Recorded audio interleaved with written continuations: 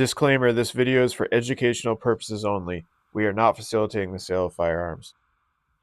Greetings, Uverse. Welcome to Gunverse YouTube channel. Today I'm doing a quick update video on the TX22. I ordered some plates to adapt the Bushnell RSX 100 that I got to mount on it. And surprise, surprise, I got the wrong one. But more importantly, I found the correct one and ordered it, so it should be in this week. I'll show you what I'm talking about in a second. But I wanted to show you what I'm doing with the build, and I also want to show you how to get a rear sight removed so you can acquire the red dot. So stay tuned. I'm going to switch over to first person view. I just wanted to give you an update on the channel right quick.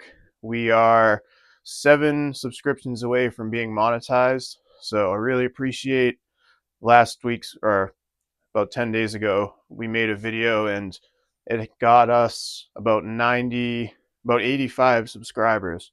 So we really thank the 2A community. We want to thank you and anybody you've told about the channel. We really appreciate it.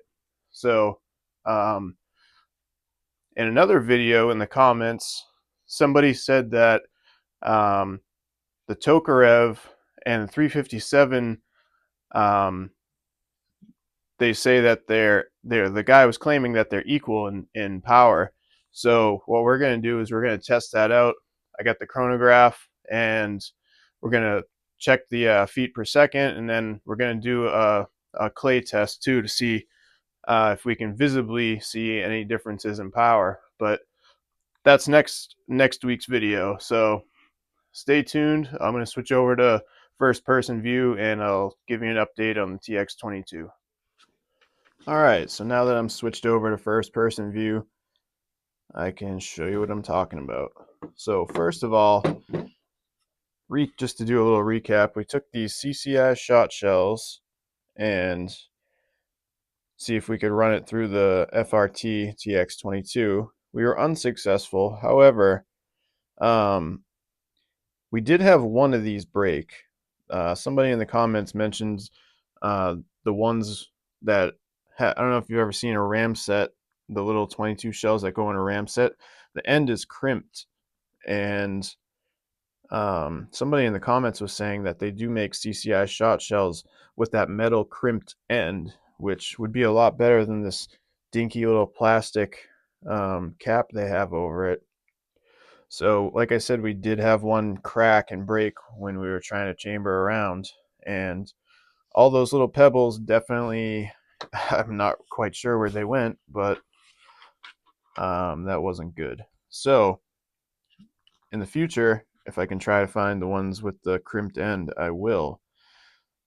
But in the meantime, let me get you caught up to speed. So this is the adapter I ordered to acquire this here Bushnell red dot. So to my understanding, I thought there was only 2 variants of the TX22, but apparently they're on the 3rd generation, and I'll tell you how I know that. Because the 1st generation uses this plate right here. If you notice how thick this area right here is, and if you notice on mine how thin this area is. So on the original, this little indent right here, it fits into where the rear sight used to be, and then that center screw mounts it to the slide. However, I don't have the 1st generation TX22, so this will not work. So I went back on the internet machine and I found it was hard. Like I said, there's at least 3 different styles that I counted, and this is a Dovetail. You can see the shape of it right there, and it's a Glock style. Not saying it's completely interchangeable with Glock, but it's a Glock style Dovetail. So anything that, well, I'm not even going to say that because I don't know. But anyway, the video's on how to remove this, so I'm gonna stick to the topic. So there's two ways to remove a dovetailed rear sight. First things first, you want to check to make sure there's no set screws. And I took the firing pin out. I depress that. This plastic piece comes right out. Firing pin comes out. Just because I wanted to take a look in there, just to like triple check that there's no set screws. Because what you don't want to do is go cranking on this or go hitting it out with a hammer or something, and then it has a set screw in there, and you're going to break it. So after I verified that there was no set screws on this rear sight, so as I said, there's two ways to do it. Well, I don't know if I said that yet, but you can get a tool like this, or I call this the old-fashioned way. You can get yourself a punch and a hammer, and you're going to need a vise too. I even recommend using this with a vise. It's just way easier. But for the video's sake today, I won't be using a vise. I'll just be showing you how to do it with this right here. But as I stated, you can put this in the vise and it makes things 10 times easier. So let's talk about this device real quick. So this is a very affordable device that everyone can acquire, and it is for Glock and Glock style like this. This is not necessarily a Glock, but it's a Glock style rear sight remover. So if you notice, this side right here is flat and the other side has an angle. Well, the angle side is for when you're going to reattach the dovetail. The angle on the block matches the angle on the rear sight. So it lines up against it, and theoretically it pushes it back in place. Now, on this particular model, it doesn't matter which side you push it out from. You can push it that way or you can push it this way. It doesn't matter. Some of them are directional, but this one is not. So like I said, either way, you can do it. And having done this once already, you get this little aluminum plate that goes right here. I highly recommend getting a cotton patch and putting it on there, because this is the part where you're going to clamp. This is where you're going to clamp the slide. I'll show you in a second. But like I said, it see those little scratches? That's from this. So that's why you want to put a cotton patch. So hopefully you can avoid scratches like I was not able to. All right, I'm gonna try to do this. I'm gonna try to do this in real time here. All right, this is gonna be really hard. I might have to cut. All right, so you're gonna want to put your cotton patch like so. You want to line it up so the notch is right next to the rear sight, like so. And then here's the hard part. You want to tighten it. Yeah, I'm gonna have to cut and bring it back. So once it's in place, you tighten this and it pushes that block over and holds it in nice and snug. But I can't do that while filming, so one sec. All right, so now that it's in there properly, I have it started a little. It's hard to tell because of the cotton patch, but it's already a little bit, say probably 1/8 of an inch over. So just gonna keep cranking on this. You want to check it every once in a while just to make sure the aluminum block is not digging into the side of your slide or anything. So, and then too, if this is really hard to do, stop doing it and make sure it's lined up properly. This should not be like super hard to crank. All right, so you can really see it starting to move over now. So just slowly but surely keep cranking. And it's getting easier to crank now. So that's good. Yeah, There it goes. It's getting easier and easier. That's what you want.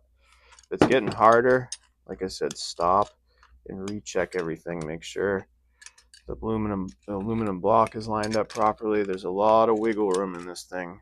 That's why even this side one is adjustable. But you want this aluminum plate, you want it right below the top of this so it can still have room. The first time I did it, the plate was too high, so I'm cranking on it and it wasn't going anywhere because the plate was in the way. So now that you know that, don't make the same mistake. All right, now I can probably finish this by hand. Yep, there it goes. All right, bam. So like I said, this is the sophisticated way, and no scratches. Look at that, beautiful. So anyway, so the new adapter plate that I ordered, it comes with just a little tiny piece that looks like this, but instead of it being a sight, it has three screw holes in it. So you slide it in, you put the two, they're like set screws, you put the two set screws in and it keeps it from wiggling side to side. And then the third hole is to accommodate the red dot.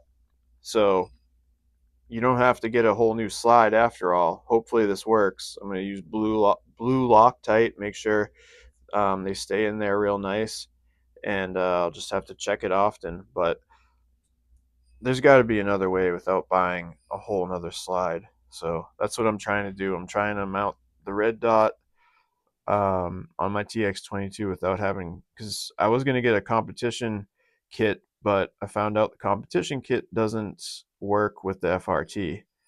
So the competition kit um, has the plate mount like right where the ejection port is. So that would be ideal, but I'm not ready to give up on this yet. So hopefully that plate will be in any day. I'll probably do an update video on that too. We'll get that mounted and get it zeroed. And I have a surprise on the way for this. Y'all have to wait and find out what that surprise is, but it's going to be super cool, I assure you that.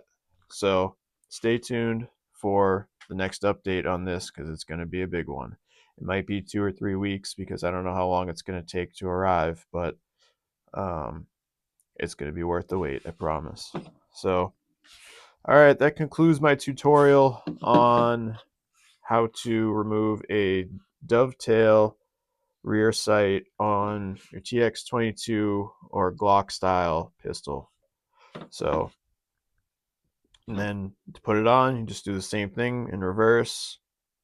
You get it started, and then you can literally just take a hammer and pound it in, or like I said, you can use the other side of this block right here that has the angle on it. That side goes right up against this angle right here. So the angles meet up and then it pushes it back in just on the reverse. You just got to crank the other way.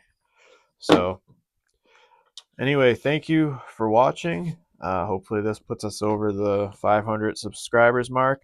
If you're a high speed, high IQ individual, go ahead and hit that subscribe button. Join the team. All right, guys. God bless. See you next time.